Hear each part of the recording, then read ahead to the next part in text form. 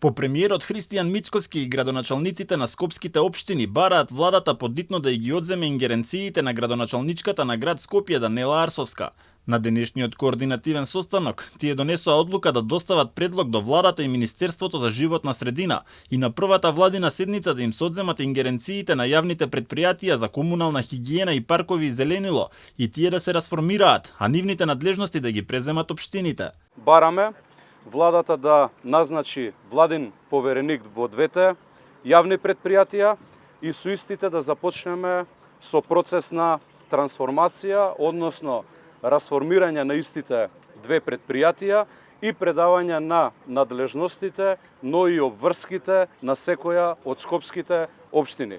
Одговорно тврдиме како градоначалници дека како и што си ги обавуваме своите обврски задачи изминатиот период и ги задоволуваме потребите за нашите сограѓани со дополнително зголемување на надлежностите со овие две претпријатија откако нормално ќе бидат расформирани, дека ќе дадеме барем за дупло подобра работа од она што го имаме во моментов. Ѓоргиевски рече дека процесот на трансформација на овие јавни претпријатија ќе се одржува етапно и ќе бидат потребни неколку законски измени. Општина Аеродром логички е да добие повеќе возила еве од мојата општина од Кисела Вода.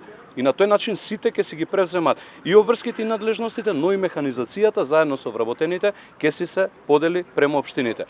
Она што ние ќе го направиме во наредниот период и сме спремни, дел од општините еве, ние, Гази Баба и мислам дека и останатите неколку имаат јавни претпријатија, а има општини кои што немаат јавни претпријатија, но тоа не е некој квантна физика процес, се решава многу брзо во интерес на граѓаните, само тоа ќе треба да си го преземат како действие. Мислам дека се ќе оди гладко, едноставно и ќе имаме конечно услуги какви што нашите граѓани заслужуваат и е процес кој што нема да се менува во перспектива, туку е трајно решение. Во 21. век на секој чекор прераснува дива депонија и во Скопје е срамота турист да дојде, велат градоначалниците кои додадоа и дека дополнително ќе треба да се разговара со владата за да се реши и проблемот со ЈСП Скопје, бидејќи и ова претпријатие не функционира. Градоначалникот на Чаир Висар Ганију рече дека не можат да остварат никаков контакт со Арсовска, ниту по телефон, ниту по мејл за да ги решат проблемите кои ги тиштат скопјани. Немаме комуникација ни поединечни као колега, значи не блокирал и во телефон и се, но немаме и преку службена должност, така што ние не знаеме како да функционираме. Инаку на денешниот состанок скопските градоначалници разговараа за состојбите со градот и нефункционалноста на претпријатијата. Присуствуваа сите градоначалници од општините освен двајца кои се на одмор, а на нивно место дојдоа нивни представници.